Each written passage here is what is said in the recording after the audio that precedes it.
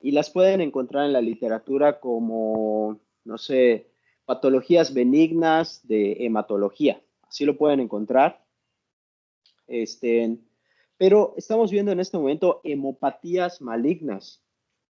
Las hemopatías malignas, recuerden las características de cáncer que vieron en patología. No me acuerdo, no, ahorita de memoria no me acuerdo, son como 13 o 15, si no es que más características de algo que es algo oncológico. Pero las características que son así casi por default que te vas a acordar son una proliferación acelerada, pero no nada más acelerada, no regulada, no se regula, no la puedes regular, no la puedes parar, frenar a voluntad, no se puede, no, no, y no se rige la reproducción por mecanismos fisiológicos. Pues eso es un dato es una característica del cáncer, ¿sí? Que no lo deben de confundir con algo relacionado a displasia, no displasia, mielodisplasia, perdón. Por ejemplo, en el caso de la mielodisplasia, sí es cierto que es un crecimiento o morfología normal, pero no necesariamente es un cáncer en ese momento. Por eso muchos catalogan al síndrome mielodisplásico como una especie de intermedio. Hay quienes lo catalogan, algunos hematólogos, como un síndrome preleucémico.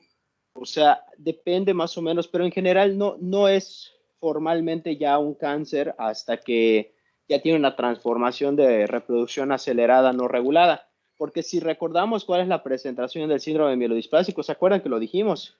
Es una maduración anormal o un crecimiento de morfología normal, pero que se expresa, ¿cómo se expresa? ¿Se acuerdan? Se expresa como la caída o disminución de formación adecuada de una línea o múltiples líneas. De hecho, eso es lo característico del síndrome mielodisplásico, pancitopenia, aunque es obvio que no empieza puro como pancitopenia. O sea, sí es cierto que puede empezar con una sola línea celular alterada, sí es cierto, o sea, sí es verdad, y sobre la marcha desarrollar pancitopenia, el síndrome mielodisplásico. Dale. Si se acuerdan de mi resumen, si lo leyeron o si recuerdan la clase de Javier, recordarán que hay una clasificación de síndrome mielodisplásico, pero esa clasificación, si fueron así un poquito acuciosos, se darán cuenta que en realidad solo describe hallazgos. Si se dieron cuenta, por ejemplo, síndrome mielodisplásico con células en anillo de sello. Digo, células sideroblásticas, perdón. Entonces te das cuenta, ¿no? O sea, tú dices anillo sideroblástico. ¿Qué no eso es de una patología que se llama sideroblastosis o anemia sideroblástica? Sí, pero ahí no te están diciendo que sea anemia sideroblástica, te están diciendo que es una patología que de cagada tiene esos anillos y ya chingó su torre. Otra, que una anemia con, perdón, una anemia refractaria, ¿no? Algo así dice, ¿no? O sea, es una anemia que no se te quita y que ya te buscaron anemia ferropénica, ya te buscaron muchas cosas y no se te quita, ni saben qué es y tampoco se te quita con hierro, ni con vitaminas, ni nada. Otra, que, que una, puede ser una monopenia, visitopenia o pancitopenia, pero que tiene blastos, pero que no llegan a criterio de leucemia. Ay, cabrón, entonces, ¿qué es esto, no? Entonces, dense cuenta que hay varios subtipos de mielodisplásico, pero el nombre lo dice, mielodisplasia, ¿sí? Como que una anomalía en la morfología y crecimiento de estas células, ¿no? 15 a 30% puede progresar a una leucemia mieloide aguda, si es cierto, ni nada más. Y por otro lado, tenemos patologías como la anemia plástica. Recordemos, por ejemplo, que la anemia plástica pues es una situación especial en la que pues no sé, las células madre por alguna razón se empiezan a morir. Ya vimos que hay varios mecanismos, uno de ellos es inmune, se destruyen, ya no hay células, pero esta como tal en sí tampoco es un cáncer ni nada, pero sí ciertamente que te puedes morir. Si te das cuenta cuál era el tratamiento allá, si haces memoria, como el mecanismo que ya había dicho su compañera, no me acuerdo, era un mecanismo inmune, ¿sí? Es obviamente, pues, ¿cuál es el tratamiento, chingados? Pues nada, un inmunosupresor y se acabó y ya, ¿no? o te trasplantan, te quitan todo eso y te ponen nuevas y se acabó. O sea, nuevas células hematopoyéticas. Bien. Ahorita estamos viendo hemopatías malignas, estamos viendo estas patologías que tienen esa característica, solo que aquí, similar al cáncer, porque si se acuerdan de patología, decía que el cáncer necesariamente tiene que empezar con una mutación única o múltiple de genes, ¿sí? Y que luego, en algún momento de que ya fue la mutación, no necesariamente es al momento, chicos, porque eso es lo que tienen que entender. Tú puedes tener la mutación desde el nacimiento o no tenerla, desarrollarla en algún punto de tu vida por alguna razón. Se daña el gen y muta y hace otra pendejada. Y ahí es cuando el paciente ya tiene esa predisposición genética, pero puede suceder algo y por alguna razón, sea el tiempo, sea un factor o algo, hace que empiece a ver el crecimiento anómalo o anormal, ¿no? De esa célula. Y ya estuvo, ya esa célula se reproduce de una manera brutal, ¿no? En el caso de las células maduras, perdón, de las células de leucemias, pues aquí solo pueden haber dos caminos. Es en algún punto de que es célula madre. Listo. ¿Por qué tiene que ser en algún punto que eres un subtip, célula o subtipo de célula madre? Porque ¿acaso las células maduras se pueden multiplicar, reproducirse? ¿Un eritrocito puede reproducir otro eritrocito así maduro? Claro que no. Es obvio. Tiene que ser el problema antes en las células que tenían esa capacidad de reproducción a sí misma, ¿no? En el momento que eres una célula madre o eres un subtipo, llámese un progenitor o un precursor, ¿no? Bien, entonces las leucemias mutan desde antes. Por ejemplo, en las leucemias crónicas, similar a los síndromes mieloproliferativos o linfoproliferativos, o sea, porque de hecho, recordemos que la leucemia mieloide crónica, por ejemplo, es un síndrome mieloproliferativo. Si solo lo piensas, es lo mismo, o sea, hace alusión al mismo síndrome. Entonces, la mutación sucede desde que son células madre. Ya desde ahí están mutadas y empiezan una multiplicación acelerada desde ese punto. Porque de hecho, si tú ves la médula ósea de estos pacientes, está repleta de muchos tipos de células, porque la reproducción empezó a nivel de allá, de la célula madre. En cambio, las leucemias agudas empiezan a nivel progenitor y o precursor, y ahí empieza la reproducción acelerada. Y recuerden, una de las grandísimas diferencias de las leucemias agudas y respecto a las crónicas es que las agudas no pueden diferenciarse a nada más, nada. Se quedan idénticas a como estaban, idénticas. Sí se reproducen, pero a ellas mismas así como estaban cuando mutaron. En cambio, las leucemias crónicas y otros síndromes mieloproliferativos o los linfoproliferativos que no sean agudas, leucemias agudas, sí pueden continuar con su diferenciación hasta llegar incluso a su versión madura, hasta incluso llegar a su versión madura, ¿sí? Y ya. Entonces, si quieres verlo de este modo, van a haber muchas células de estadios de evolución diferente en las leucemias crónicas, por ejemplo. Puede que haya alguna predominancia. ¿Se acuerdan que yo les dije los síndromes mieloproliferativos y los linfoproliferativos son síndromes que tienen esa característica, una reproducción acelerada celular de todas las líneas del linaje afectado? Puede ser la línea linfoide o linaje linfoide o la línea mieloide o linaje mieloide y todas las que pueden derivar, pero siempre tienen la característica de tener cierta predominancia en una línea celular, independientemente de que de por sí puedan acelerar el crecimiento de todas sus líneas, las células afectadas por cierta línea, pero siempre van a tener una predilección. Por eso existe síndrome mieloproliferativo, policitemia vera, síndrome mieloproliferativo, trombocitosis esencial, síndrome mieloproliferativo, mielofibrosis, síndrome mieloproliferativo, leucemia mieloide crónica, síndrome mieloproliferativo, no me acuerdo cómo se llama, una así de eritrocitos, algo así. Y así, ¿no? Entonces, me interesa de verdad recalcarlo hasta el infinito y más allá, ya, para que cuando lean los temas, al menos tengan el concepto básico, concepto fisiopatológico básico, porque el entender el concepto va a hacer que no sea tan difícil, tan difícil comprender lo que está pasando. Vale más entender que memorizar, por mucho. Porque aunque olviden lo que comprendieron estos meses, años que siguen, no importa, porque si lo comprendiste, se queda guardada la huella en la memoria como una imagen en las neuronas. Y cuando en el futuro lo quieran repasar, va a ser fácil porque lo comprendieron en el pasado. ¿Dale? A diferencia de que si ya están en el futuro y nunca lo comprendieron y de repente, por primera vez voy a leer leucemias. Ay, papá, te vas a quedar allá. Claro, si tuviste esta clase y tuviste los cuadros, pues digo todavía más fácil, ¿no? ¿Revisaron los cuadros? ¿Alguien revisó los cuadros? ¿Qué opinan? Tan prácticos, ¿no? O sea, como que te ayuda.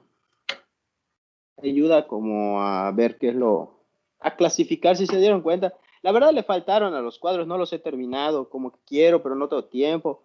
Pero están bastante bien, ¿no? O sea, como que lo básico, como clasificar, y de hecho les puede, como les digo a mis alumnitos de tercero, esos cuadros, porque igual a ellos les doy leucemias, entonces les digo, esos cuadros les puede servir como punto de partida. O sea, si tú ya tienes como yo hice el cuadro, tú puedes desarrollar una idea más innovadora o hacer una mejor clasificación para entender, para desmenuzar más estos temas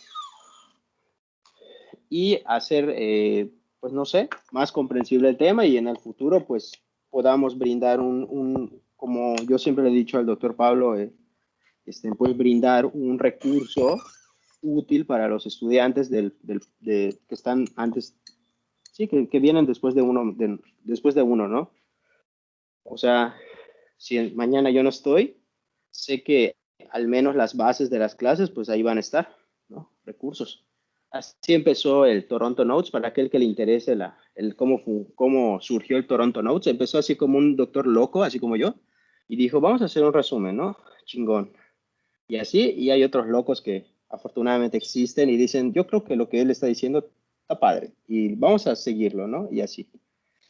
Este, entonces, bueno, después de esta breve introducción, Marifer, ya puedes empezar. Disculpa por robar tu momento, pero era para que más o menos enfatizar algunos detalles. Puedes empezar cuando quieras. Ok, Doc, muchas gracias. Sí se ve y me escucho, ¿verdad? Sí. Ok. Bueno, el tema de hoy son leucemias crónicas. Aquí un pequeño esquemita de todo lo que ya vimos y ya mencionó el doctor. En el caso de las leucemias linfocíticas crónicas, bueno, van a estar aquí en la serie linfoide. Y las leucemias mielocíticas crónicas, pues van a estar, como ya dijo el doctor, pues las neoplasias mieloproliferativas de la serie, pues, mieloide.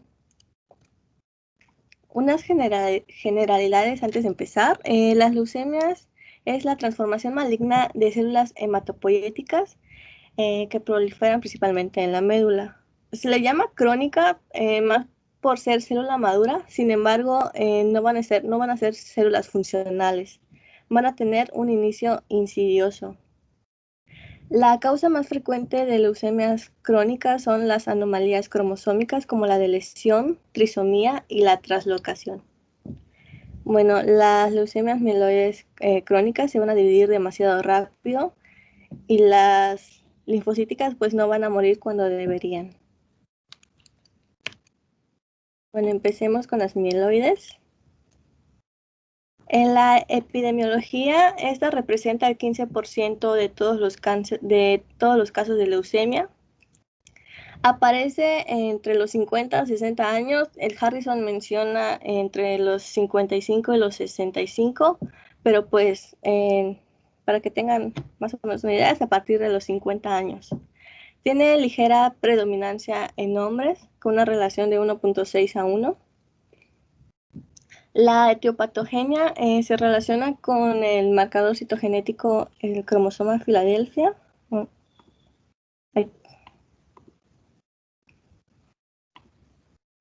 ahí está, que va a aparecer hasta en un 95% de los casos. Este cromosoma tiene una proteína en la BCR-ABL, que es una tirosina quinasa, lo que va a ocasionar la proliferación excesiva y disminución de la apoptosis de estas células. Bueno, en la clínica, del 20 al 50% de los pacientes van a ser asintomáticos cuando se les diagnostica. El hallazgo normalmente es incidental. Los síntomas no específicos pues van a presentar astenia, pérdida de peso, malestar, una sudoración excesiva y fiebre. Los síntomas secundarios a afectación esplénica pues va a ser una saciedad temprana, dolor en el cuadrante superior izquierdo y el más pues común es la esplenomegalia. Van a presentar anemia, sangrado y prurito. Este tipo de leucemia tiene 3 fases, la crónica, la acelerada y la blástica. La crónica pues va a ser la primera. En esta se ve un aumento progresivo de la serie blanca con una desdiferenciación o aparición de células inmaduras en la sangre periférica. Los pacientes van a presentar anemia progresiva y hepatoesplenomegalia. Va a haber menos del 10% de blastos periféricos, eosinófilos y basófilos ligeramente elevados. De aquí se va a pasar a la fase acelerada. Aquí ya va a haber un aumento de la hepatoesplenomegalia con infiltración de órganos por las células leucémicas. Ya va a haber del 10 al 19% de blastos, trombocitopenia y un empeoramiento de los síntomas. Y por último, la fase blástica, esa es la de peor pronóstico, ya va a haber un aumento de los blastos con un mayor del 20%. En el 80% de los casos se va a transformar a leucemia mieloide aguda y en el 25%, leucemia mieloblástica o leucemia linfoblástica. Como ya dije, es la de peor pronóstico. Aquí los pacientes ya van a presentar infecciones, hemorragias y leucostasis como las principales causas de muerte. En el diagnóstico, bueno, por medio de sangre periférica, en ABH, se va a ver un incremento de los glóbulos blancos en todas sus etapas madurativas. Van a haber anemia normocrómica, trombocitopenia o trombocitosis. Bioquímica, una disminución de fosfatasa alcalina leucocitaria. La médula ósea va a haber una citomorfología característicamente hipercelular, con un incremento de la relación mieloide-eritroide. Y la citogenética, una detección de la translocación 922, que es el cromosoma Filadelfia, por medio de FISH PCR, que va a detectar la fusión de esta proteína. Aquí pues hay un pequeño dibujito de cómo se ven. Los rojos son el ABL, los verdes son el BCR y aquí está el cromosoma Filadelfia, donde ya está la unión de esos dos. Y bueno, el tratamiento de primera línea se da el imatinib, nilotinib o dasatinib. Sin embargo, igual se menciona que se administra hidroxiurea y allopurinol, aunque realmente no sé cuál es el que está disponible aquí en México. En pacientes que ya están en la fase blástica o que ya no responden al tratamiento, es cuando se le propone el trasplante de células madre o de médula ósea junto con quimioterapia o los inhibidores de la tirosina quinasa. En esta enfermedad, el peor pronóstico es la edad avanzada, un recuento muy elevado de leucos, anemia grave, esplenomegalia gigante, trombos y un alto porcentaje de blastos y nuevas alteraciones citogenéticas. Y ya solo para recordar que este tipo de leucemia es el que va a presentar el cromosoma Filadelfia. No sé si quiera mencionar algo, doctor. Sí, permíteme un momentito, quiero agregar algo. Solo que no sé qué estoy haciendo. Ah, sí, estoy buscando la información para mostrárselas. Permíteme un segundito. ¿Tú vas a exponer también linfocítica? Sí. Ok. Ok, lo que podemos hacer es que continúes y de último yo explico algo relacionado a las leucemias. Ok, bueno, seguimos con la linfocítica crónica. Esta se va a caracterizar por la proliferación clonal y la acumulación de células B maduras. Como ya había dicho, no van a ser funcionales. En la epidemiología, esta va a constituir la más frecuente del adulto, con 25% de las leucemias, pues va a ser este tipo. Es más frecuente igual en hombres, con una media de aparición de 55 a 70 años, con una relación de 1.7 a 1 en mujeres. La principal causa de muerte en esta leucemia va a ser la infección. Aquí van a entrar factores genéticos y ambientales, un mayor riesgo de desarrollar leucemia linfocítica crónica en familiares de primer grado. Van a haber dos tipos de mecanismos: el proliferativo, que es localizado en ganglios linfáticos y vaso, y el acumulativo, que es la activación de moléculas antiapoptóticas. El 80% de los casos van a presentar aberraciones genéticas de lesiones, trisomías o traslocaciones, siendo las más frecuentes estas aquí. En la clínica, a menudo igual el paciente se va a presentar asintomático, va a ser igual un hallazgo incidental. La linfocitosis se va a presentar en un 25% de estos pacientes. Del 5 al 10% va a presentar síntomas B, que son pérdida de peso no intencional. Esto con una pérdida mayor o igual al 10% en 6 meses, temperaturas mayores a 38 o sudores nocturnos durante mayor o igual a 2 semanas sin una evidencia de infección. Igual van a presentar fatiga extrema. La linfadenopatía en un 15%, generalmente va a ser indoloro, esplenomegalia, anemia, trombocitopenia. Igual pueden ocurrir complicaciones autoinmunes que incluyen anemia hemolítica, hipogamaglobulinemia y neutropenia. Bueno, el diagnóstico va a ser linfocitosis en sangre, al menos 5.000 de células B circulantes con el fenotipo característico.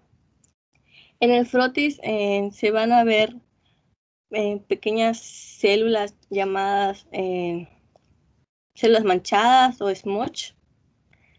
En el aspirado de médula ósea, la linfocitosis es común, aproximadamente en el 30%. Van a haber 4 patrones: el nodular en un 10%, intersticial en 30%, difusa 35%, que este va a ser el de peor pronóstico, o mixto en un 25%.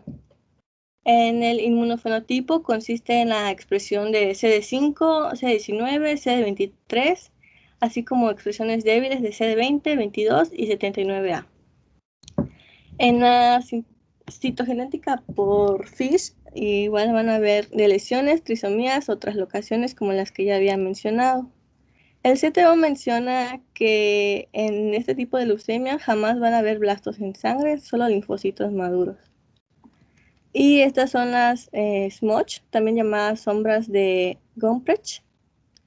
Están así como manchaditas, están como explotadas. Estos también se les llama smudge cells, que significa como mancha de lodo o algo así. Entonces también viene de manchas, son como manchas. Si ven esas células, se ven como manchadas y se debe a la fragilidad de esos linfocitos. Cuando los comprimen con el cristal, se rompen y quedan así como una plasta, como una mancha. Y ya, ¿no? Por eso se les llama mucho células de mancha o de plasta, de lodo o algo así, por cómo se rompen y quedan esparcidas. Sí. Bueno, van a haber dos formas de estadificarlo. Está la de Ray y la de Binet. En esta, la de Ray, empieza desde el 0, que es bajo riesgo, con linfocitosis en sangre y en médula ósea, y la mediana de supervivencia es mayor a 10 años. El 1 y 2, que es el riesgo intermedio, ya van a presentar linfadenopatías, esplenomegalia, hepatomegalia, y la mediana es de 7. El 3 y el 4 van a ser de alto riesgo, con anemia, trombopenia, con una mediana de 0.75 a 4 años.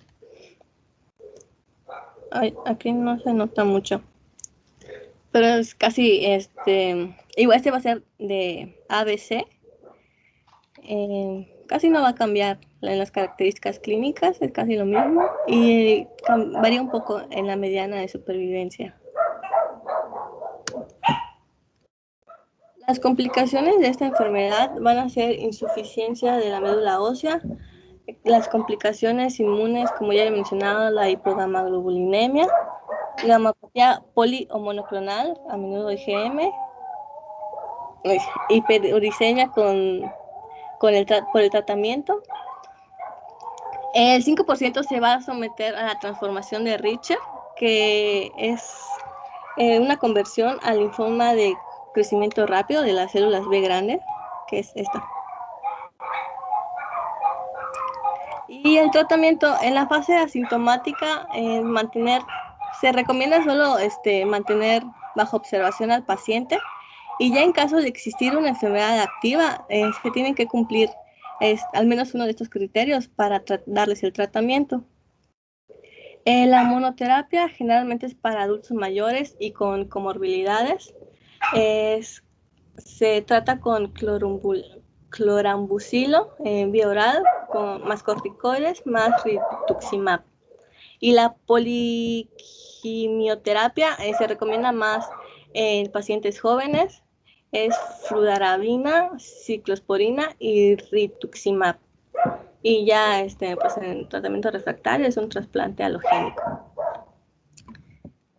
Igual, ya solo para recordar, en este tipo de leucemias va a presentar más linfadenopatías, la transformación de Richter, y pues por las células B. Bueno, este cuadrito es ya para resumir todos los tipos de leucemias que ya vimos. No sé si ya quiera comentar algo, ya terminé. Bueno, el caso clínico. Si quieres, puedes hablarnos acerca de estas diferencias que ves acá en el cuadro, de este cuadro que estás mencionando. Ok. Bueno, igual de las agudas, todas. Sí, de todo. Digo, aprovechando que ya lo sacaste, digo, obviamente, como tu enfoque fue más de crónica, pues puedes contrastar mucho las diferencias entre como tú viste mucho crónico, pues no sé, si ves que hay una diferencia, la mencionas, la recalcas, y si hay diferencias entre las crónicas, también lo mencionas.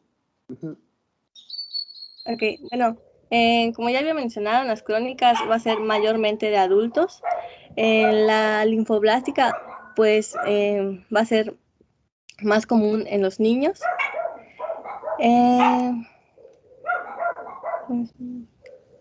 Y cuando le da a los adultos, cuando las agudas le dan a los adultos, son de peor pronóstico. Eso podrías complementar. Muy bien, vas bien, tú puedes, sigue.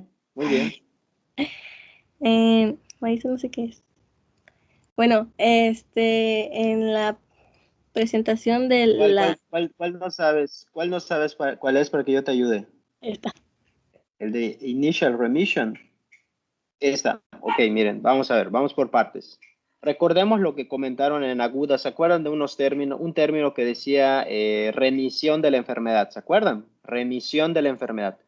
¿Qué es remisión? Es cuando te dicen, oye, ¿cómo seguiste tu dolor de cabeza? ¿Sigues o ya remitió. No, pues ya remitió. Pues remitió quiere decir que ya se acabó, ¿no? Oye, ¿seguiste sangrando? No, ya remitió. Ya se me quitó, ¿no? Oye, ¿sigues con la diarrea? No, ya remitió.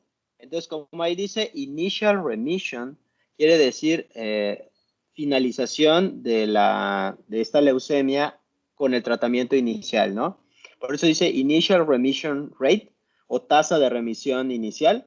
Quiere decir que en la primera fase de tratamiento, cuando te dan esa fase que se llama inducción a la remisión, recuerden, la inducción a la remisión son dosis caballescas, dosis de caballo, de toro, de elefante, de quimio. Entonces, obviamente eso puede solo suceder en un contexto dentro del hospital, no sucede en tu casa, en tu hamaca, no, estás en un hospital. Y de hecho, la literatura dice que tienes que estar en una habitación con protección inversa, que quiere decir que, o sea, que no te entre ninguna bacteria al cuarto, ni nada, y los que entren con cubrebocas, así como si tuvieras COVID, con cubrebocas, todos bañados, así tienen que entrar a ver. Porque cuando te dan esa quimia dosis de caballo, ¿qué te hacen con tu crecimiento celular de cualquier célula de reproducción rápida? Como en este caso, una de las más rápidas es la de la médula ósea. Prácticamente matan todas las células de la hematopoiesis para que cuando vuelvan a resurjan, vamos a decir así, se espera que sanas, ¿no? Se espera que sanas. Entonces, por eso, cuando te dan esa dosis de caballo de inducción a la remisión, que así se le llama la fase, y ya empiezan a salir puras células sanas, eso significa que ya dejas de tener esa enfermedad de leucemia. Obviamente eso es en veremos hasta que en el futuro veamos si volviste a presentar células blásticas o células malignas. Entonces, por eso dice que cuando te dan el tratamiento inicial, ¿qué porcentaje logra ya acabarse la leucemia? Entonces, por eso ahí dice initial remission y dice en la leucemia mieloide aguda es del 60 al 70%, aunque aquí yo le pondría que depende de si es adulto o niño. Y vean la leucemia linfoide aguda, ALL, Acute Lymphoid Leukemia, y vean cómo es del 90%, o sea, responde bastante bien, sobre todo si eres un niño, ¿verdad? Creo que aquí es sin factores pronósticos negativos, claro está. Con factores pronósticos negativos, pues esto es diferente, es más pequeño. Y vean, chicos, vean, Marifer, vean cómo, ¿te puedo decir Marifer? Sí. Ah, bueno. Entonces vean cómo las mieloides crónicas responden en general muy bien al tratamiento. Vean eso. 90% que con el primer así tratamiento, ¡boom! Ya estuvo. Regresaste a la normalidad, ahí está. Dale, o sea, eso es muy bueno, ¿no? Entonces, vean cómo las crónicas responden mejor que las agudas de manera muy general, aunque las agudas dependen de tus factores pronósticos, ¿no? Igual las crónicas tienen factores pronósticos, pero en general aquí te están diciendo cuando tienes factores no negativos, ¿no?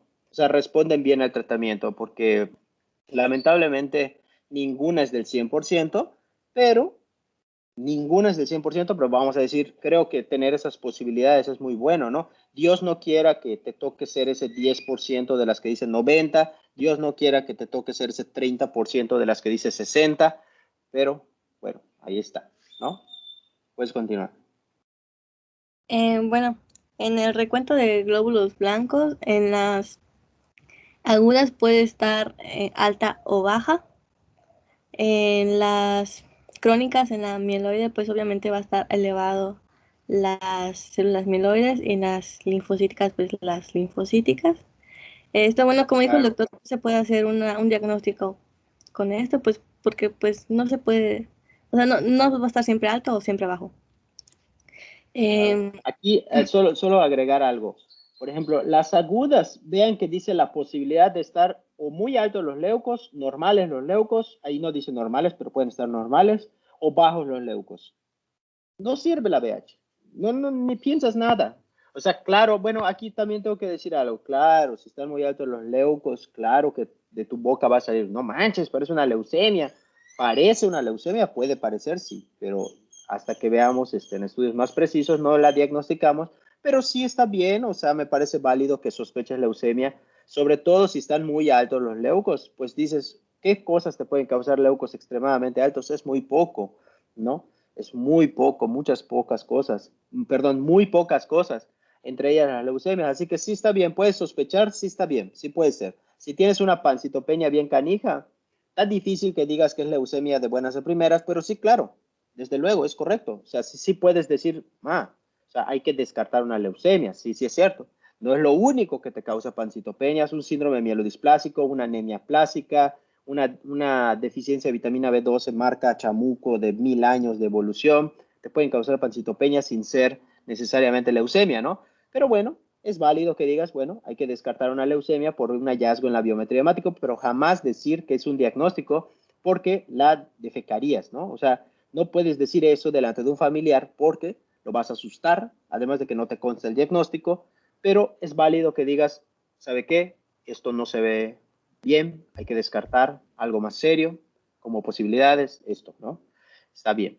Ahora, vean que algo interesante es que las crónicas al momento del diagnóstico sí ciertamente siempre están elevados. O sea, aquí vean un contraste con las agudas que pueden estar como quieran versus las crónicas que no siempre están como quieran, sino que siempre están elevadas, ¿no? Este, están siempre elevadas. Ahora, como decía uno de un antiguo amigo, un amigo, ¿no? Sigue siendo mi amigo, lo que pasa es que hace años que no lo veo, ¿no? Se fue a estudiar cardio y luego electroficio y hace años que no lo veo, pero decía, cuando yo le preguntaba, a ver, doctor Ortiz, porque se pide Ortiz como yo, a ver, doctor Ortiz, le digo, a ver, ¿cómo van a estar los leucos en la leucemia mieloide crónica? No, pues, pues pueden estar normales. Y le digo, pero la literatura dice que siempre elevados cuando haces el diagnóstico. Y él me dijo, sí, doctor, me dice, es muy inteligente. Me dice, sí, pero antes de que se eleven, tuvieron que estar normales, ¿no? Y yo le dije, maldita sea, no encuentro fallas en su lógica. O sea, sí, obviamente en algún punto tuvieron que estar normales, en algún punto, pero en ese punto, pues ni siquiera, creo que ni el diagnóstico tienen, o sea, no los diagnostican porque no tienen el diagnóstico todavía, no cumplen criterios de diagnóstico, puede ser que tengan la mutación, etcétera, pero sí, ciertamente, con tú, alguien que ya tiene la mutación, no necesariamente ya tiene la proliferación acelerada, o sea, y puede ser que en algún punto de toda tu vida que tengas ya la mutación, sí tengas leucos normales, pero lo habitual o lo común es que cuando te lo diagnostican, es que sí tengan los leucos elevados. Por eso vean esa diferencia contrastante, ¿no? Elevación siempre versus variación en leucos. Y vean, me gusta mucho, aunque aquí no es muy preciso el cuadro, pero es un cuadro de resumen.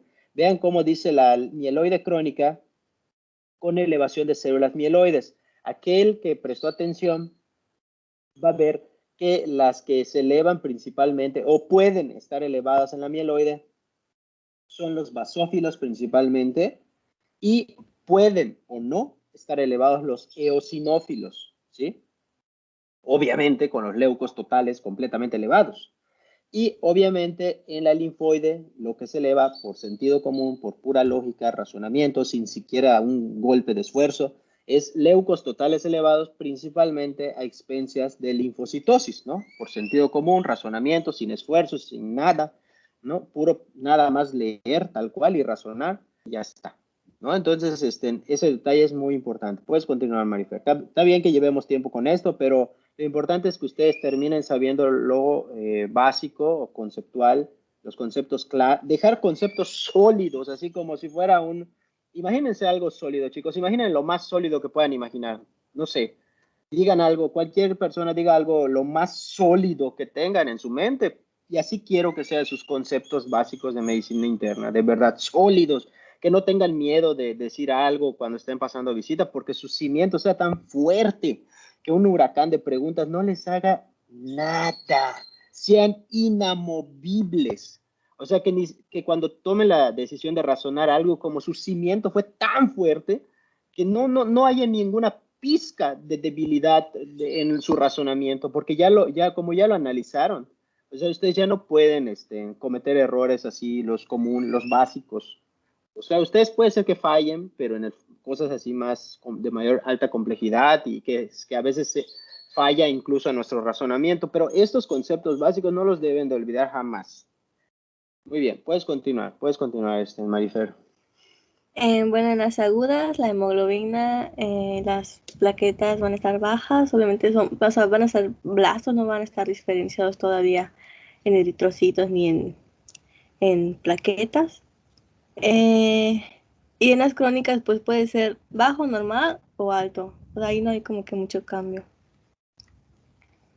En la esplenomegalia, en la mieloblástica, no va a ser pues algo característico. Sin embargo, en los demás tipos, pues sí se va a presentar hepato y esplenomegalia. Aquí nada más me gustaría agregar, o sea, solo así para que entremos en materia, recuerden lo que les enseñé. Los que tengan de linfoide o afección de la línea linfocítica, dense cuenta. Qué casualidad, como dicen, ¿no? Ah, qué casualidad. O sea, vean cómo las que dicen linfoalgio, linfoide crónica. Vean cómo dice común, común, común, común. O sea, como que las adenopatías y las visceromegalias son más comunes en esas, ¿no?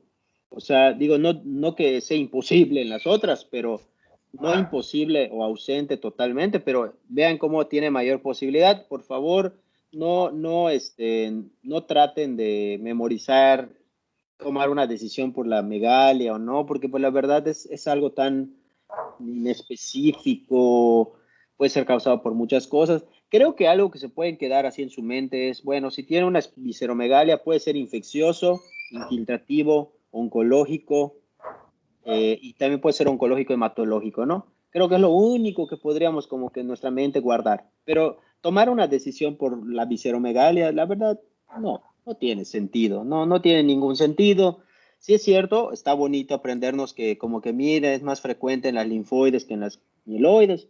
Bueno, pues digo, a manera de, no sé, como pedagogía o como academia, cuando estés pasando visita o cuando ustedes sean internitos y quieren impresionar a los cuartomanitos o a los terceromanitos o a los quintomanitos, pues lo puedes decir, ¿no? Así en voz alta. Ah, mira, sí, lo que pasa es que la esplenomegalia, pues si bien es cierto que puede pasar en la leucemia linfoide aguda y la leucemia linfocítica crónica, no es lo más, es común, pero no es imposible en las otras, ¿no? Nada más, como para pantallar. Puedes continuar, puedes continuar. De hecho, uno de los libros que leí menciona que el linfoma linfocítico pequeño es la misma enfermedad que la leucemia linfocítica crónica, pero con más linfadenopatía que leucemia. O sea que es lo mismo, solo que se va a presentar en una más linfadenopatía, en otra más leucemia. Es correcto, muy bien. Así es, o sea, es que es muy interesante porque no han logrado como que separarlas, como que las consideran como si fueran lo mismo porque no saben exactamente qué pasó, no saben si la leucemia, si los linfocitos estos mutaron y proliferaron desde la médula ósea y luego llegaron al tejido linfoide o al revés. No saben si la célula mutó en célula madre linfoide, maduró, llegó hasta ¿cómo se llama? Al tejido linfoide y se mantuvo con una reproducción acelerada. O sea, no lo saben. Y luego creen que después ese tejido, ese linfocito mutado y proliferando, salió del tejido linfoide y entró a la médula ósea. Entonces, por eso queda como lo mismo. La única diferencia está que, como se ven iguales las mutaciones, es una célula mutada, proliferando muy rápido. La única diferencia es lo que tú acabas de decir, ¿no? O sea, que una se acompaña más de adenopatías, ¿no? Principalmente el linfoma como tal, ¿no? Por eso lo ponen como si fuera lo mismo. De hecho, hay un apartadito, ¿no? Un párrafo muy pequeñito en el CTO donde menciona ese detallito, ¿no? Muy bien, Marifer, ¿qué más? Bueno, igual, solo para señalar que se me hacía un poco complicado leucemia, la diferencia entre leucemia y linfoma, pero encontré un video donde lo menciona muy práctico, que la leucemia es como una limonada, líquido, y y el linfoma es como el limón de la limonada, porque va a ser más sólido. Sin embargo, pues cualquiera de los dos se puede transformar ya sea la leucemia al linfoma o linfoma a leucemia. Así es, sí, viste el video de, bueno, no sé si es ese video, el de Médicos Perfeccionalis, ¿no es ese? No sé cuál. Pero bueno, pues sí está bien, sí está bien. Aquí la clave está donde empezó la proliferación y el acúmulo, ¿no? Por ejemplo, como dónde sucede en las leucemias en la médula ósea, tanto su mutación y como su acumulación de las células proliferadas. Y en los linfomas, si bien es cierto que mutan desde antes en la médula ósea, pero el acúmulo de las células proliferadas de forma incontrolada es en el tejido en linfoide. Entonces, por eso la expresión clínica de las leucemias puede ser, es medular, médula ósea, y obviamente, ¿a dónde pasan las células sanguíneas? A la sangre. Por eso se le dice, bueno, como un cáncer líquido, y es lo que dice alusión María Fernanda, una limonada, pero los linfomas, pues no lo asocies como algo líquido, sino como algo sólido, porque lo que tú ves en la presentación es el acúmulo, pero en los ganglios. Y como los ganglios son visibles, o sea, muy evidente, pues obviamente lo percibes como una tumoración, entonces como una adenopatía, ¿no? Este, exactamente, como una limonada, como bien dice ella. Sí, es muy bien. ¿Qué pasó? Veo que alguien está preguntando algo. Ahí dice Esteban que sí, sí, claro, Médicos Perfeccionalis, una joya de la medicina. Véanlo, suscríbanse a su canal, buenísimo, buenísimo. Yo ya vi todos los de Mato y buenérrimo. O sea, sí está en inglés, pero la verdad está en un inglés muy sencillo y creo que si pones CC Captions, o sea, subtítulos, te los pone, sí creo que te los ponen en inglés, pero es muy sencillo el inglés. Sí. ¿Qué más, Marifer? Hoy no me acuerdo ni qué. Adenopatías. Infección. Ah, mm, bueno, en la infección, en estos va a ser un riesgo elevado. Ay, lo que me permite tantito es que llegó paquetería y no hay nadie en mi casa. Dale, anda a verlo y dale. Bueno, mientras va su compañera, les voy a mostrar, pero no me acuerdo si será que puedo compartir mi pantalla. Voy a compartir mi pantalla. Les voy a mostrar en lo que ella viene. Bueno, esto es una primicia, ¿verdad? No les voy a mostrar todo, ¿no? Pero lo que ves, estoy haciendo unos resúmenes de medicina interna, entonces yo uso un formato que yo inventé. Yo lo inventé. Y bueno, es una de mis aportaciones en el futuro, ¿no? Entonces, les voy a mostrar el de... ¿Sí se ve mi pantalla? Sí, ¿Se ve? Sí, doctor. Bueno, entonces les voy a leer, es breve, ¿no? Es breve solo para unos conceptos de leucemia mieloide. Esta es la mieloide crónica, ¿no? Entonces, por ejemplo, desglose etimológico, ¿no? Leuco, blanco, hemato, sangre, IA relativo a, mielo, médula formación, y significa relativo a enfermedades de los glóbulos blancos en la médula ósea. Eso significa leucemia mieloide y nada más, ¿no? Y el concepto de la enfermedad de la leucemia mieloide crónica es neoplasia mieloproliferativa. Ya vieron que es un síndrome mieloproliferativo, es una neoplasia porque es un cáncer. Esto es secundario a una proliferación clonal, ¿sí? De células madre pluripotenciales. O sea, es un tipo de célula madre que, por eso dice clonal, que con células madres pluripotenciales hematopoyéticas que conservan su capacidad de diferenciación hacia células maduras. O sea que se elevan todas las líneas mieloides, pero con predominio de las granulocitas, o sea, de los leucocitos granulocíticos. ¿Sí? También, aquí una explicación breve de la fisiopato. Entonces te dice, otra vez, es una proliferación celular clonal aumentada, secundario ¿a qué es secundario esta proliferación? ¿Por qué se da esa proliferación erróneamente? Es secundaria a una alteración genética principalmente, pero no únicamente, pero sí principalmente en el más del 95% de los casos, a una translocación cromosómica del cromosoma 9 con el 22 en la célula madre hematopoyética multipotencial, la cual se multiplica y se diferencia en todas las líneas mieloides, pero con predominio de las células blancas de tipo granulocíticas. Y si se acuerdan, las granulocíticas eran la mnemotecnia NEP o BEN, como quieras decirlo. B de burro, EN, BEN o NEP, como quieras aprenderlo. Que eran basófilos, eosinófilos y neutrófilos, ¿no? Y aquí te dice qué es lo que pasa. Te dice, hola, soy el cromosoma 9. Hola, soy el cromosoma 22. Y si te das cuenta, dicen, hola, aquí en este locus tengo el gen ABL. Hey, aquí tengo el gen BCR. Está bueno. Y luego dice, pasa que hay una translocación de estos genes. Translocación quiere decir que por alguna razón estos que estaban separados, el gen ABL en el cromosoma 9 y el gen BCR en el cromosoma 22, se pegan.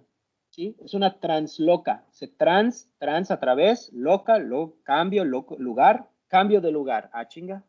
Entonces dice translocación del 9 y el 22, como que se juntaron. Por eso dice acá formación de un gen dimérico. Dimérico, dos, mero, no sé qué es. Un pescado, creo, no sé. Y hay una nueva formación de un gen dimérico. O sea, se formó de dos genes. O sea, la combinación del ABL que estaba acá y la combinación del BCR. Por eso dice, formé un gen nuevo, el dimérico gen ABL-BCR. Este gen se va a transcribir y va a formar proteínas de fusión, así se les llama, porque pues fue la fusión de dos genes, se les llama proteínas de fusión. Esas proteínas de fusión son la P130, P100, P90, no lo memoricen, las cuales tienen una actividad de tipo tirosincinasa. Solo recordemos los tipos de actividad celular, proteína G, inhibidora, estimuladora, y no me acuerdo cuántas cosas, actividad tirosinquinasa, y esta actividad de estas proteínas en las células genera un aumento de la proliferación celular de forma acelerada para nada regulada. ¿Sí? ¿Cuál es la presentación clínica paraclínica más frecuente de los casos? Y te dice, en el 50% de los casos, la presentación clínica más común de la leucemia mieloide crónica es estar asintomático. Voilà. O sea, tú no tienes nada, ¿no?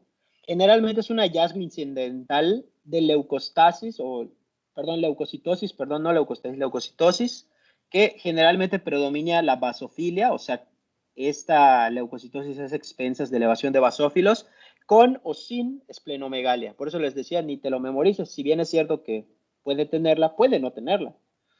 ¿Cuál es la segunda, tercera forma de presentación clínica paraclínica más frecuente?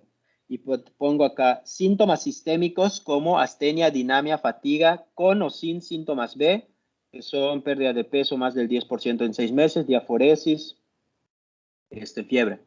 Y te dice más menos esplenomegalia, más lo que siempre está, porque por eso pongo más y no pongo más menos, sino que siempre está. Leucocitosis, puede haber o no basofilia. Y vean que la hepatoesplenomegalia se ve, o sea, hablando de las dos juntas, en el 90% de las leucemias mieloides crónicas.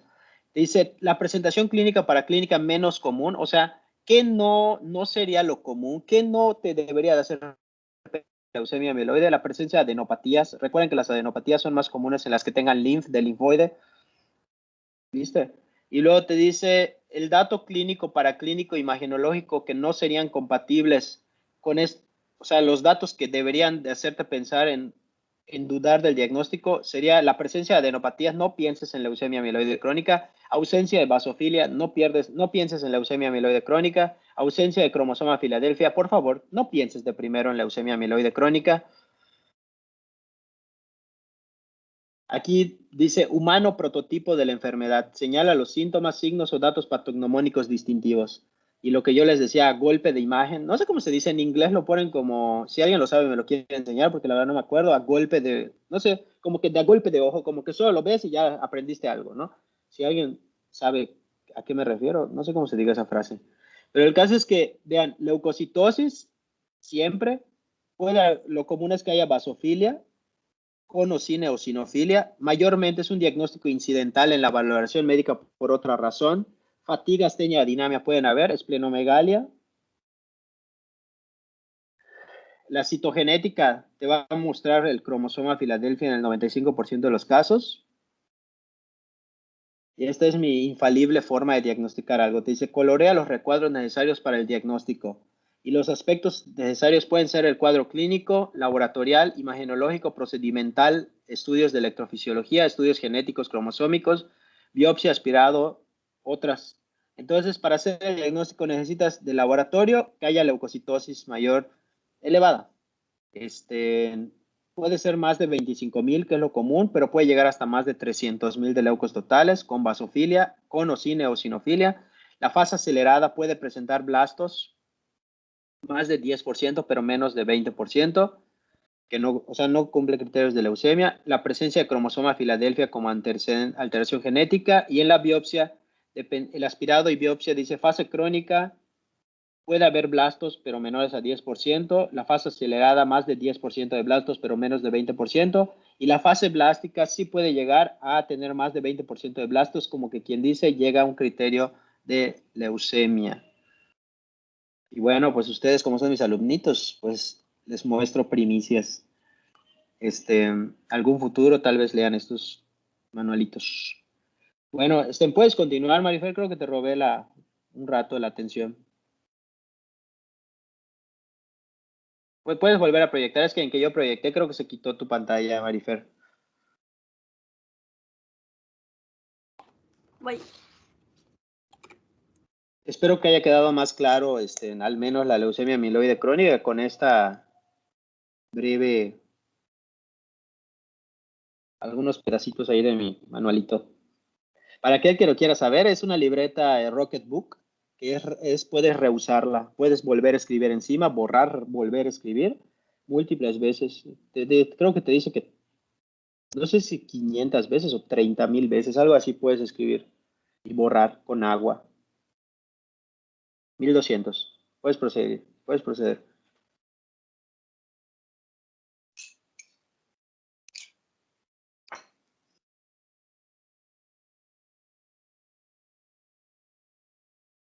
No te escucho, Marifer, creo que está apagado tu micrófono.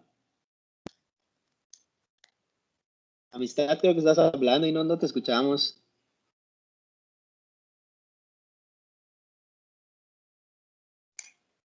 Sí, estaba apagado. Ahí hago. Ahí te lo pongo.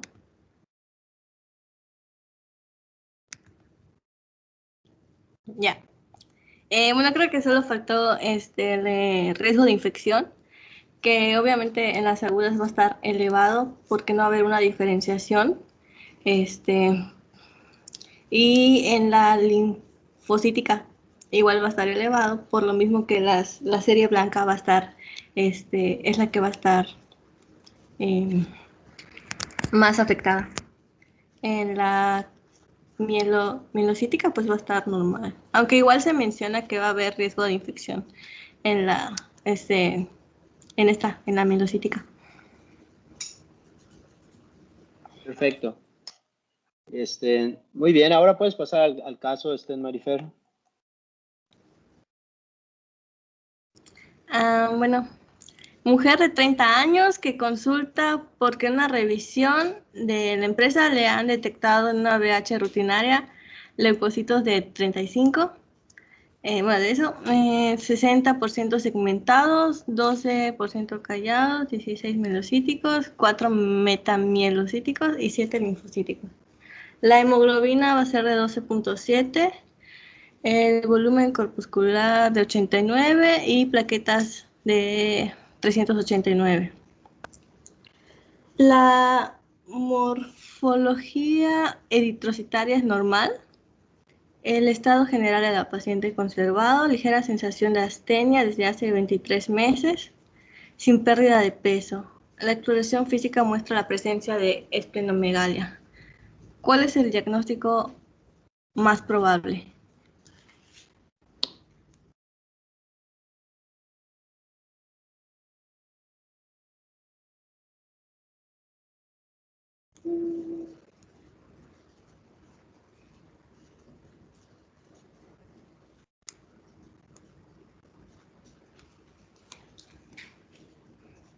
A ver, Ana Beatriz Durán Estrella.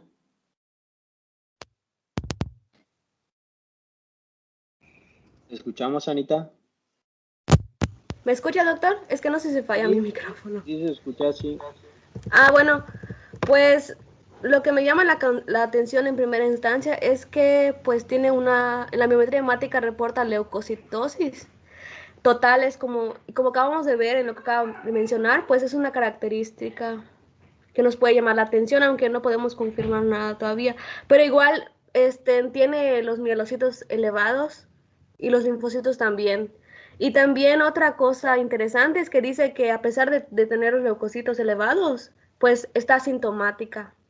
Y dice que ha presentado astenia desde hace 23 meses. Y la hemoglobina, como en el cuadro que vimos hace rato, dice que está pues normal, aparentemente está normal, y la morfología de la eritrocitaria también está normal. Pues, y otra característica es que veo que tienes esplenomegalia, entonces me hace pensar que podría ser una leucemia mieloide crónica. Ok. Sí, está bien. Y bueno, posterior a la biopsia y la espiral de médula ósea, ¿qué estudio siguiente se solicitaría? Pues podría ser la de fluorescencia, la de FISH con PCR. Pues, Sí, para detectar el cromosoma Filadelfia.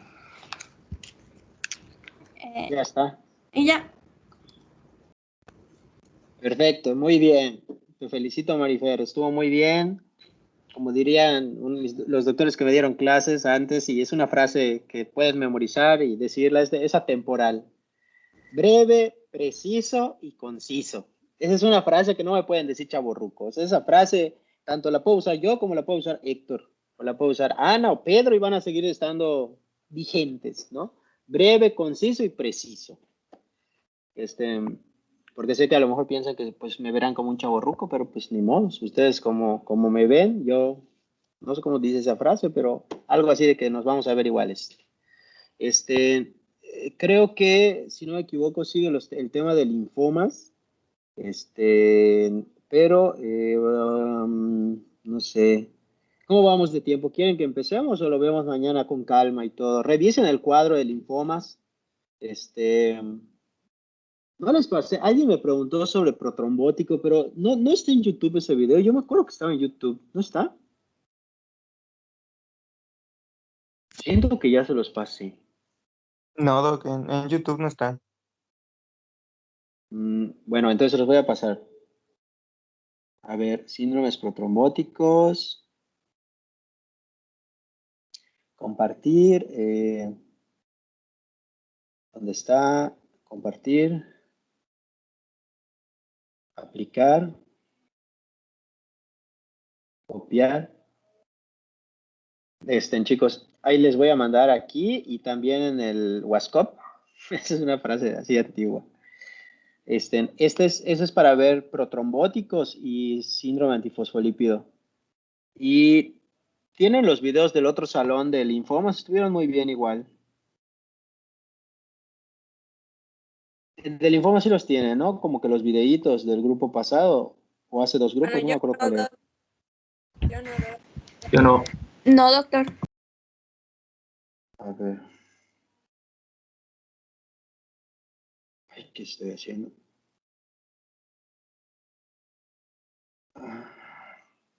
Responder. Síndrome protrombótico.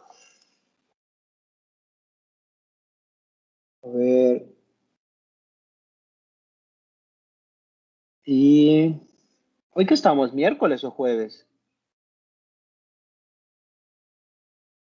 A ver. Miércoles. Miércoles, doctor. Leucemias, linfomas. Compartir. Compartir. Compartir. Permitir edición. No. Aplicar. Usar nueva fecha de expedición.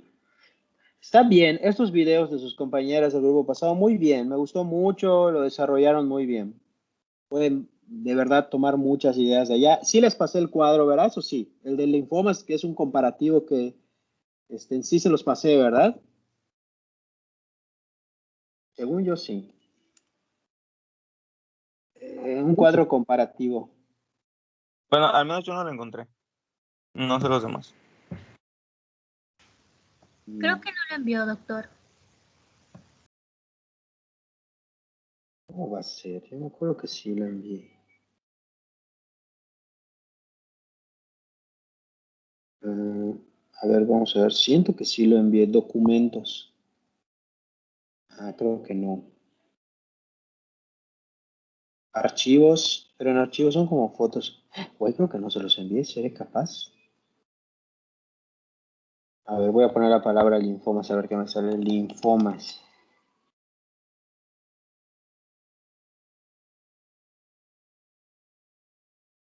Mira, sí, parece que no se los envié. Oye, sí soy malo con ustedes. Bueno, ahorita se los envío. ¿Alguna pregunta, chicos, hasta aquí de leucemias? ¿Alguna duda, alguna pregunta? No les pongo mi cámara, está todo despeinado.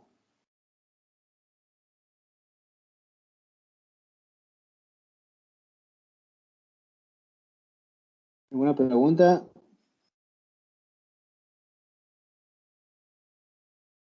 Vamos a ver. Ahora, yo tengo una pregunta, doctor. A ver, ¿qué pasó, Sindel? Ya para quitarme la duda al final entonces las leucemias agudas se diferencian de las crónicas más bien por en qué nivel de afectación de las células progenitoras tuvieron. Es lo que había dicho de que, digamos, creo que las agudas se quedan estancadas y solo se dividen o sea, se reproducen pero de la misma mutación, algo así, ¿no? Y las crónicas como que todavía se pueden diferenciar en otros estirpes. Exactamente, sí. Las agudas, las agudas mutan y se proliferan aceleradamente a nivel de progenitora o precursora. Y las leucemias mieloides o linfoides mutan y proliferan a nivel de célula madre multipotencial antes de progenitora. Obviamente, pues tienen que pasar a célula progenitora, luego a precursora y luego multiplicarse a una línea específica y proliferar hasta célula madura. Pero como fue desde antes, pues la proliferación está acelerada y tienen una característica particular que sí se están diferenciando. O sea, por eso si se percataron del caso que puso María Fernanda, si se percataron, se dieron cuenta que todas las líneas intermedias, o sea, las células intermedias de su biometría hemática estaban aumentadas. No sé si se percataron lo que decía metamielocito, decía como que habían varias células que normalmente no ves en la biometría hemática, no las mencionan a veces. Eso da a entender, como que todas las etapas de maduración van a estar aumentadas. Y sí, las agudas tienen esa característica, mutan y proliferan a nivel progenitor precursor y además llama la atención que no pueden diferenciarse a más células diferentes, como que se quedaron estancadas y por eso, a diferencia de las crónicas, las agudas, el criterio de diagnóstico primario o lo primero que debes de ver es que en el aspirado o en la biometría hemática, pero principalmente el aspirado, haya blastos que pueden ser mieloblastos o pueden ser linfoblastos, dependiendo qué tipo de leucemia sea, más de 20%.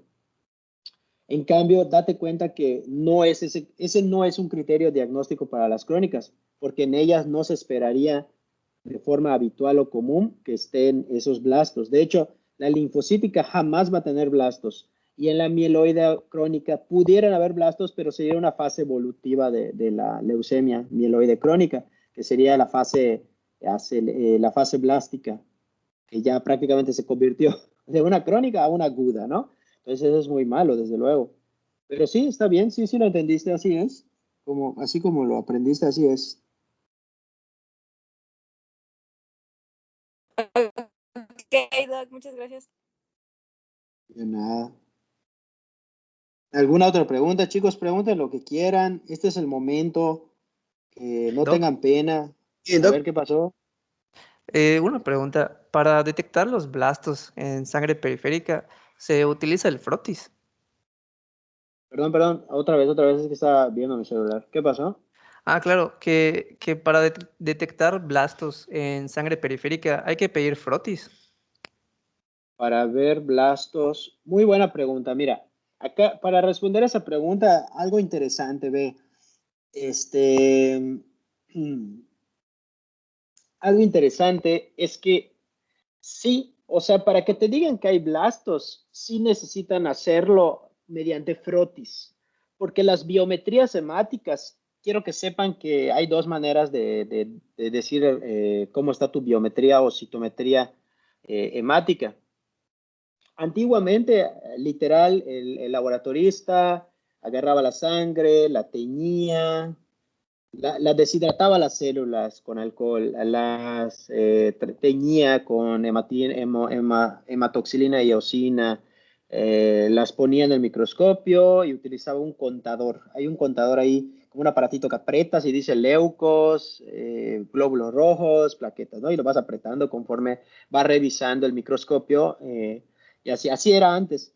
Pero ya en eso era el pasado. Ahora en el futuro, o sea, no el futuro, el presente, perdón, es son máquinas. Entonces pasan, o sea, la sangre, le pasan unos rayos, la meten en una máquina que le tira rayos y esos rayos atraviesan el plasma, pero dejan obviamente elementos formes que varían de tamaño. Si lo recordamos, las plaquetas son las más pequeñas, los glóbulos rojos le siguen y las más grandes son los leucocitos. Entonces lo único que hace la máquina es como que filtrar por tamaños, diámetros de luz, y así. Entonces no pueden como que saber de qué depende. Por ejemplo, ahí cuando veamos hemorragíparo van a ver que hay trombocitopenias porque se conglomeraron las plaquetas y quedaron de un tamaño grande y cuando pasa el haz de luz la interpreta como si fuera un glóbulo rojo o un leucocito y aparece como si tuviera trombocitopenia cuando no tiene. Se llama pseudotrombocitopenia, ¿no? Bueno, entonces eso se supera cuando le pides que lo hagan mediante manual, pero nunca lo hacen manual. Entonces, intencionadamente en nuestros días tenemos que poner en la papeleta biometría hemática, favor de realizar frotis de sangre periférica. Se supone que los laboratorios serios, por ejemplo, si tú vas a biomédicos o laboratorios Maldonado o si vas a de esos que tú pagas con tu dinero, sí te hacen el frotis, no así súper avanzado, pero sí te hacen el frotis de por sí, pero de la sangre periférica. Como que es como debería de hacerse, ¿no? Realmente así debería de hacerse. Pero en los públicos, por velocidad y por infraestructura, porque no tienen el dinero para estar teñiendo, no sé cómo se diga, las células. No hay lana, no hay tiempo, ya sabes cómo es lo público. No te hacen el frotis de sangre periférica por default.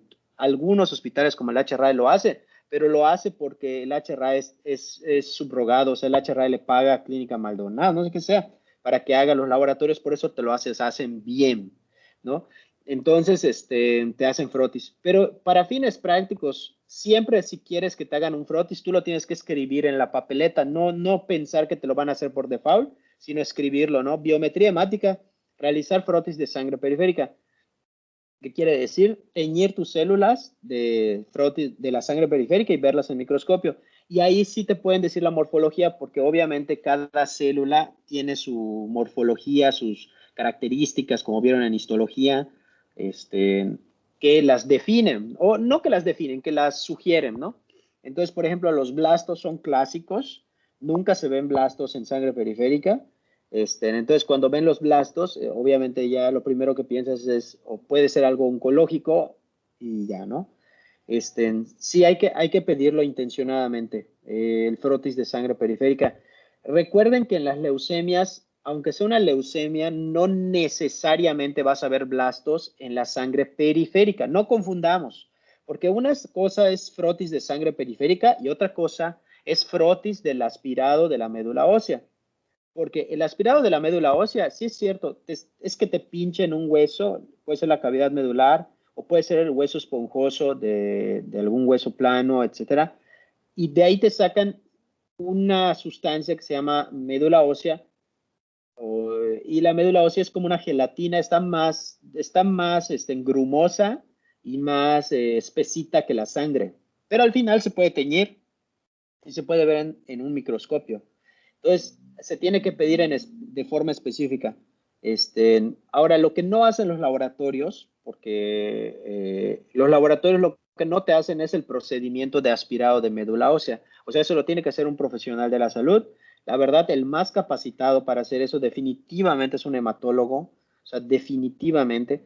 De forma práctica les puedo decir que, vamos, si ustedes quieren, si ustedes tienen un familiar, un conocido, un paciente que piensen que pueda tener leucemia, tiene dinero, y quiere ir a un particular, lo que tienes que mandarlo es un hematólogo, porque el hematólogo es el que hace el procedimiento y como ese hematólogo está preparado para hacer el procedimiento y el aspecto técnico de la tinción y todas esas cosas, ¿no? Todo ese show.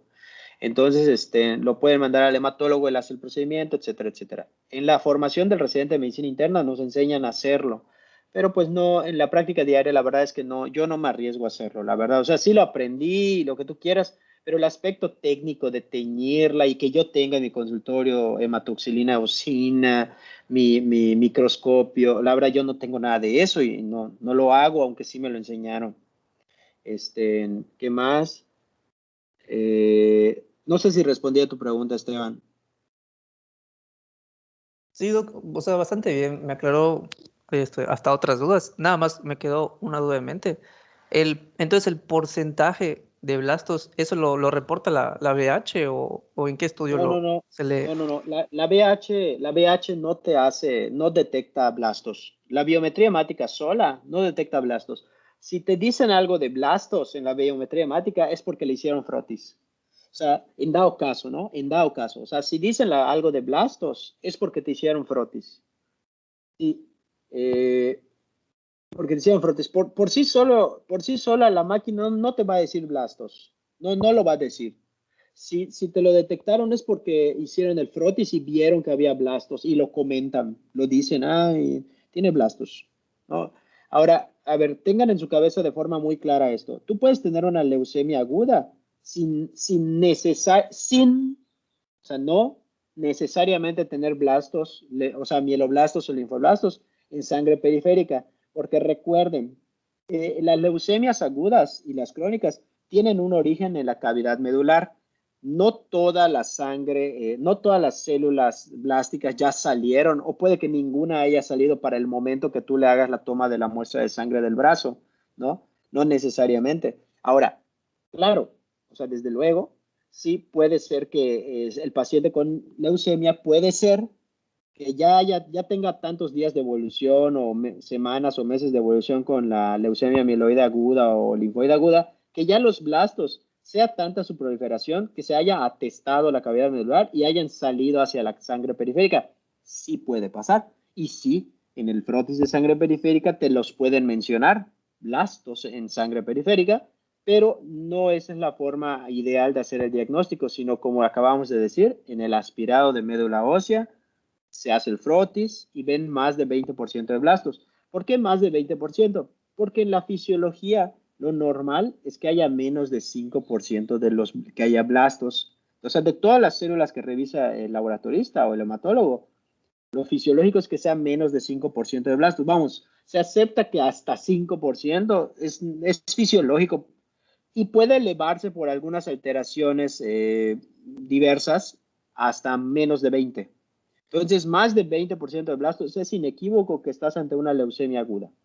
Inequívoco. Dale.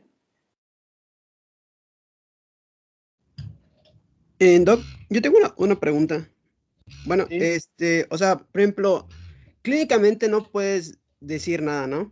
Entonces, tienes alguna sospecha o algo así, pides una VH. La VH sale algo anormal y tú sigues con sospecha de una leucemia, ¿no? Mandas a hacer una frotis del aspirado de médula ósea o periférico, como había dicho, si hay mucho tiempo. Y de ahí tienes que a fuerza mandar a una citología o algo así para que te digan realmente cuál es. O no Sí, necesariamente. sí, no, es obligatorio, ¿eh? Es obligatorio. Miren, ustedes cuando terminen van a ser médicos generales de primero y lamentablemente pues la infraestructura, la experiencia para que ustedes hagan el aspirado y todo eso no es así, ¿no? Entonces, mi recomendación es, si tú te llega un paciente con síndrome anémico, síndrome hemorrágico, síndrome infeccioso, neutropénico, por decir, le pides una BH y ahí vas a ver hallazgos que te van a sugerir ampliamente, sugerir algún proceso oncológico hematológico, quizás puedas inferir que pueda tener una leucemia. Entonces, lo conveniente es enviar de urgencia, no de programado, de urgencia al área de urgencias de un hospital de segundo o tercer nivel donde haya hematología. Ese es el proceder. Yo ya te hice una BH. Mi sospecha es muy fuerte para una leucemia. Tú en ese momento llenas un papel que diga, se envía de urgencia al Hospital Orán, Hospital HRAE, Hospital ISSSTE, hospital que sepas que tenga hematología, para valoración por hematología, por sospecha de, y puedes poner sospecha, no diagnóstico, sospecha de leucemia, linfoma, lo pones. Lo van a recibir en urgencias, y ahí les voy a decir más o menos el proceder para que vean el contexto. Llega a urgencias, y yo cuando era residente de medicina interna me llegaba un paciente enviado desde, no sé, Jotsonot, o no sé, Sonot Carretero, algo así, ¿no? Y decía probable leucemia, y yo decía, ¿por qué lo piensan? Y yo veía, ¿no? El doctor efectivamente pone ahí que estaba con astenia dinamia, sangró de la nariz desde hace 2-3 semanas, manchas en la piel, y sí le pidió la BH que hicieron en el pueblito de al lado, se lo hicieron, una BH así muy austera, y ven que está con pancitopenia o visitopenia, pero el cuadro clínico es sugerente. Entonces yo acepto al paciente en urgencias, pido interconsulta de hematología, baja el hematólogo de su consulta, ya en urgencias el hematólogo dice preparen al paciente, le vamos a hacer un aspirado de médula ósea, si lo considera pertinente, que seguramente lo va a considerar ante un buen cuadro clínico sugerente y visitopenia o pancitopenia. Y ahí en la cama del paciente, limpia, con la aguja de Hamshiri, que es una aguja gruesa, le hace el aspirado y la biopsia de médula ósea. En ese momento que sacó la muestra de aspirado, toma 3 tubos y los llena y los etiquetamos. 1 dice citogenética, estudios citogenéticos. 2, estudia inmunofenotipificación. 3, biología molecular. Y el cuarto no es un tubo, es así, agarra literalmente, o sea, literalmente le pasamos esos cristalitos, creo que se llaman cubreobjetos, no sé cómo se llaman, portaobjetos, cubre, no sé cómo se llaman, pero les pasas esos cristales rectangulares, pone allá gotas de sangre del aspirado, lo tapa, se lo lleva al laboratorista, o si el hematólogo tiene su propio laboratorio, bueno, en el HRAE, el hematólogo tiene su propio laboratorio, bueno, no es un laboratorio, es así su consultorio, pero tiene ahí lo necesario para hacerlo. Les pone alcohol, ya sabe, ¿no? Lo de histología, alcohol, deshidratas, transparencias, luego tiñes unos minutos y lo revisa. Eso sí tienen en su consultorio sus propios microscopios los hematólogos y pueden ver, ya estuvo así de momento en horas, minutos a horas, si tiene blastos. Y ahí empiezan a hacer una presunción diagnóstica. De hecho, ya pueden decir si tienes leucemia aguda porque pueden ver si el porcentaje de las células que se ven en el microscopio son más del 20%. Es un porcentaje que se calcula, ¿no? De acuerdo a lo que estén viendo en su campo de visión del microscopio. Respondiendo a la pregunta de forma más precisa, todas las sospechas de leucemias agudas requieren de forma imperativa, no sujeta a que se pueda o no hacer, sino es imperativo que se haga estudio citogenético, inmunotipificación. Ahora, lo que sí está sujeto a que no se haga es estudio de biología molecular, porque eso casi ningún hospital lo tiene. O sea, solo centros muy grandes de México lo tienen, Subirán, algunos hospitales HRAE creo que tenía al principio, así. Pero sí, respondiendo a tu pregunta, ¿se hace a todos? Sí. Sí.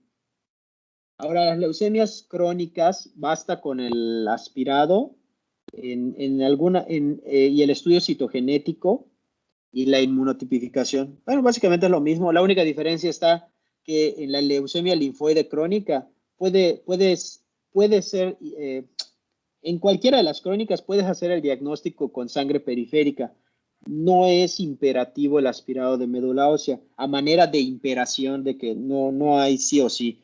Sí se puede hacer en la sangre periférica, muchos doctores lo hacen, incluso ahí sí, por ejemplo, como no tienes que hacer el procedimiento necesariamente de aspirado, puedes sacar la sangre y se hace en el estudio citogenético y el estudio citogenético por FISH, por ejemplo, pero si lo analizas no es invasivo porque, bueno, parcialmente porque te meten una aguja en la vena antecubital te sacan sangre y esa sangre tú la mandas a estudio citogenético de FISH para búsqueda. Como el FISH lo que hace es buscar intencionadamente una mutación que tú le pidas. Tú puedes poner allá identificación o búsqueda de cromosoma Filadelfia. Y así lo pones, y ya tú lo mandas al laboratorio, te cobran $10,000 y ahí está. Si salió negativo o positivo, ¿no? Si salió positivo, pues voilà, diagnosticaste una leucemia mieloide crónica. Y si sale negativo es que la cajeteaste. Bueno, no la cajeteaste, ¿no? Simplemente no fue ese diagnóstico y ya estuvo, no pasó nada. Descartaste algo importante en la vida del paciente y ya está. Pero en nuestro país casi siempre hacemos el aspirado de médula ósea y ahí le hacemos todo, citogenética, inmunotipificación. Esa inmunotipificación, chicos, es importante para todos los cánceres. Dale, recuerden lo que les enseñé. El inmunofenotipo es la detección de los patrones de CDs que hay en las superficies de las células. No olviden que la metodología para hacerlo o el estudio se llama citometría de flujo y es lo que utilizamos los médicos para discriminar de dónde se originó, por ejemplo, un cáncer. ¿Por qué? ¿Por qué de dónde se originó? Porque lo que te busca es qué tipo de célula es la que estás viendo. Porque no sé si lo saben, como tenemos más de 650 células diferentes y además en diferentes estados de maduración, tú no, ¿cómo podrías saber solo viéndola? O sea, ¿quién podría memorizar más de 650 tipos de células? Creo que solo los patólogos, ¿no? Y aún así les caben dudas a veces y tienen que apoyarse del inmunofenotipo. Es decir, oye, lo que estoy viendo realmente, ¿qué célula es? ¿Es del hueso? ¿Es de la uña? ¿Es de la no sé qué? Entonces necesitan la inmunotipificación, sobre todo con las células de la sangre que son tantas etapas de maduración, tantos subtipos de célula, que necesita ser muy preciso con el tipo de célula que estás viendo, ¿no? Por eso el inmunofenotipo es importante. Muchas veces los hematólogos tienen que esperar a ver el resultado, que habitualmente tarda 10 a 15 días. Así es. ¿Alguna otra pregunta, chicos? Me da gusto que pregunten. A mí me gusta que me estén preguntando porque quiere decir que tienen dudas, pero el tener dudas no es malo, tener dudas es bueno. Dale. ¿Qué otra duda tienen? Pueden preguntarme lo que quieran.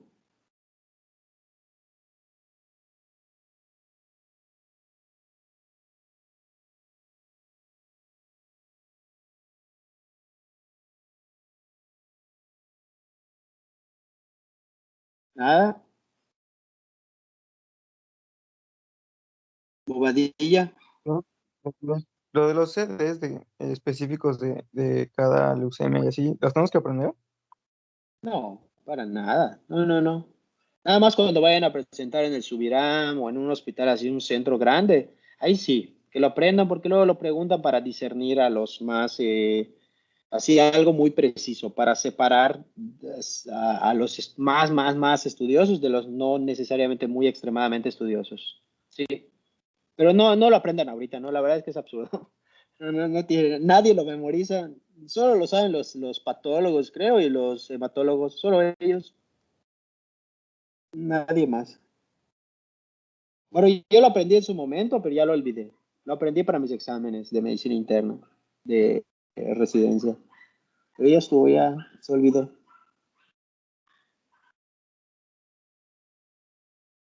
¿Alguna otra pregunta? Ya les mandé en el de linfomas. Según yo ya se los había enviado. Se me hizo raro que no se los haya enviado. Pero ahí lo envié y se van a emocionar mucho si no lo habían visto. Bueno, a mí me genera emoción, no sé. Ah, está hermoso ese resumen. Vean eso. Ábranlo rápido. Ábranlo.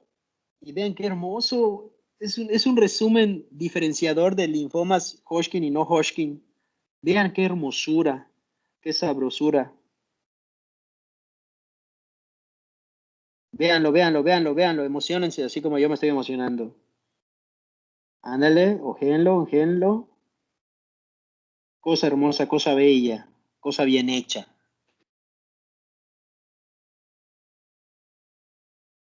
Qué hermoso. Ah, buen resumen. Buena alumna, ¿eh? Buena madera, buena madera. Esas alumnas, buena cosecha, buena cosecha. son de hierro, fortaleza extrema. ¿Qué pasó, Ángel Kim? Veo que tienes una pregunta.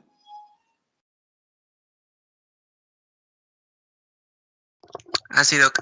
Entonces, si por ejemplo un paciente nos llega en fase blástica de la leucemia mieloide crónica, lo que nos va a dar o sea, lo que nos puede ayudar a diferenciar de si era previamente pues una crónica o si es aguda es la presencia del cromosoma Filadelfia. Un aplauso.